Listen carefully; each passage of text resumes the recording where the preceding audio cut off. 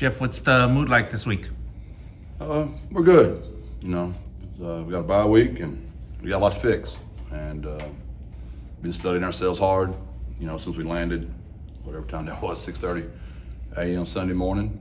We slept in a little bit and then just been studying us and got on Temple yesterday.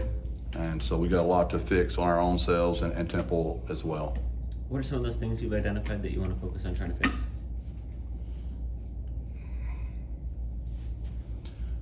We just got to be better as a team. We just got to get better as a team.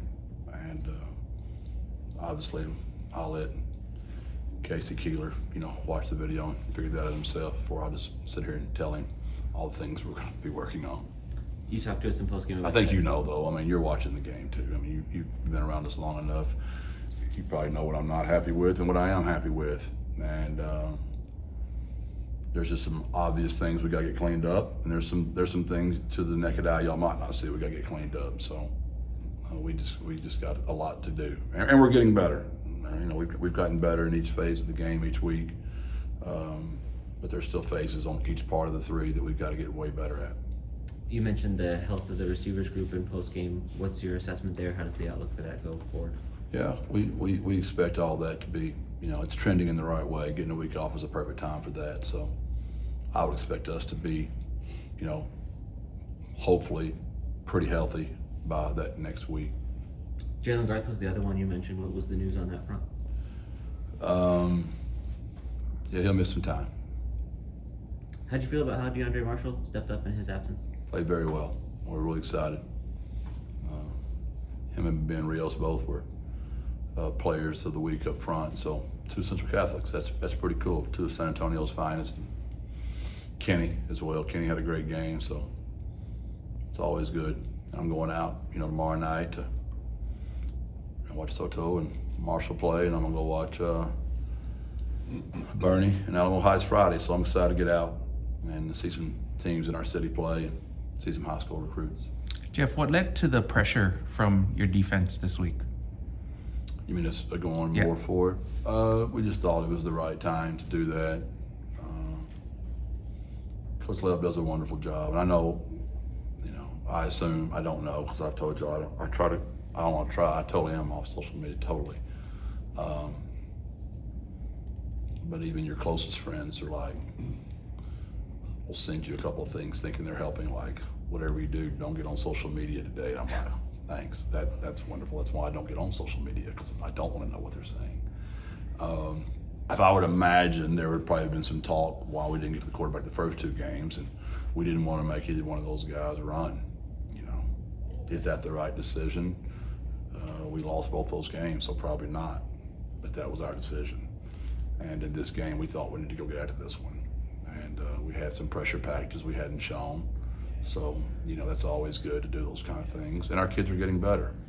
Some of those sacks were nothing more than just guys making plays. Nana had a big, maybe one of the biggest games from a pass rush standpoint around here. What did you see out of him? Just what you saw. A really long, athletic guy. He needed that, man. Those 2 years of being in the training room. That's tough now. That's tough. And I've told you all the story about, we spoke on our 4-H's all during the fall camp, and in case you've forgotten, that's your heroes, your highlights, your hardships. Getting the 4th H right now. Heroes. History. Thank you, Greg, very much. History.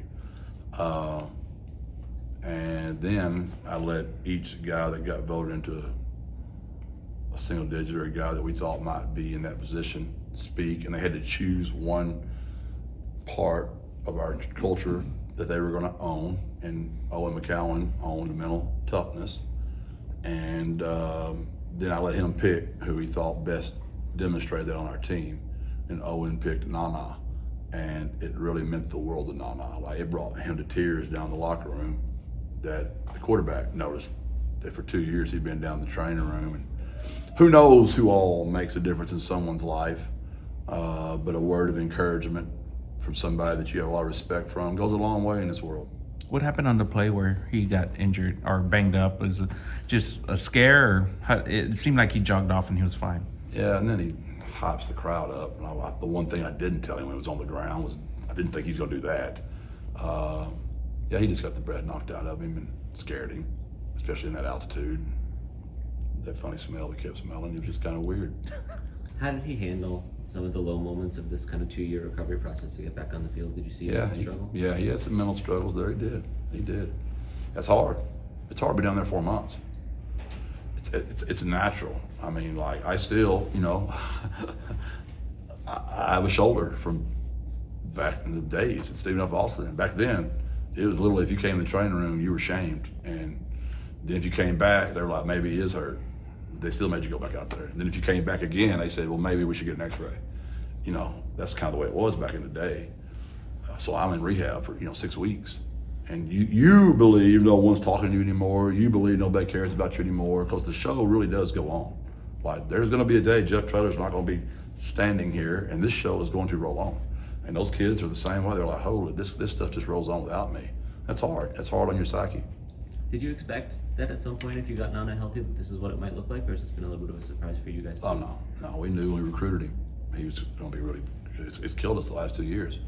Now, obviously, we had Trey Moore, and then we had Jamori, and so y'all didn't notice it, but, we were kind of needing some sacks out there, and all of a sudden, Vic Shaw's playing better right now. All of a sudden, Don's playing better right now, and I hate it because Cam Cooper would have been a great addition to all that, man, but Cam's happy for Nana.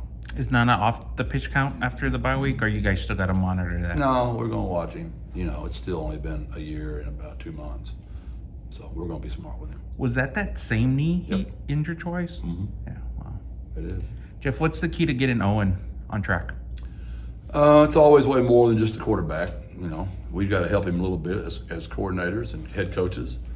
Our receivers got to help him a little bit, and we got to get a plan that's better for him.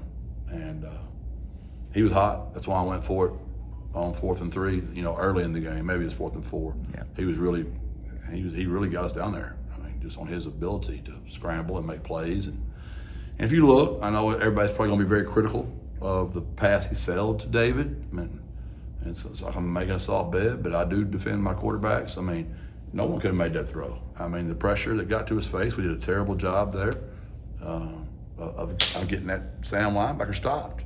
And credit to Colorado State for having the call made, but we got to get over there and get that thing picked up. So some of that's what I mean. Like, yeah, it looks like an incomplete pass. The interception was a 4th down play. He made a heck of a play to get the ball, give us a chance. He knows not to take a sack on 4th down. Yeah. That shouldn't have been on him. And the other interception was not a good call by us. They went cover 0. They had a better call than us. Could he have thrown the ball probably away? Could Patrick have gone up and knocked the ball out? All that's in play. But those are all things. It's a work in progress. And we all know how good the kid can be because he's done that before. And he will be again.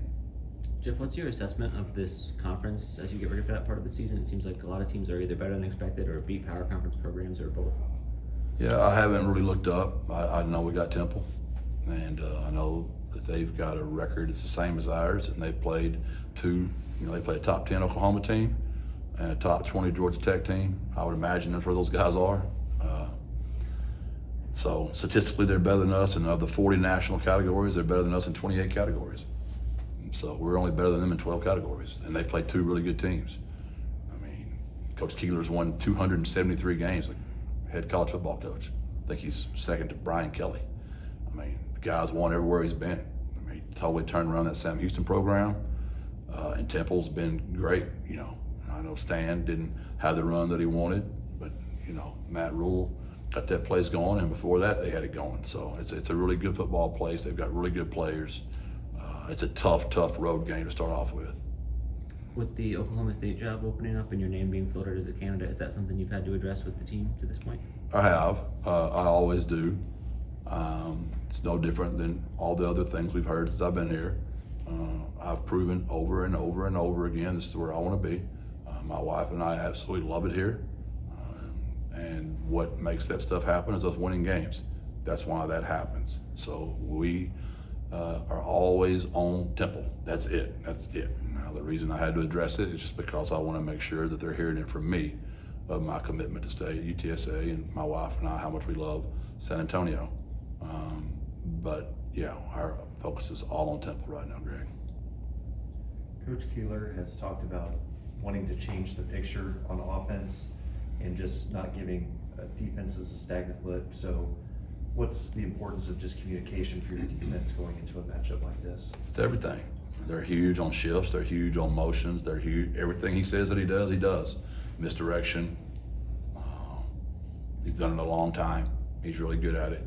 He knows what he's doing. His teams always play very good defense. They're great on special teams. They run the ball very well, and their play action pass game is fantastic. And he's done that forever. I have a ton of respect for him and what he's always done. The defensive coordinator is from Rice, who's given us a pain in the rear end for the last 5 years. So he's got 6 years of knowing us, this being his 6th, and he's got a bye week. So guess what he had last year at Rice? He had a bye week. So, and they gave us fits over there, obviously, and tons of respect. Special teams guys, he's really good. The returners very good. They're a good squad. They're a really good squad, and it's going to be a really good football game in Temple. Thanks, Jeff. Thank y'all.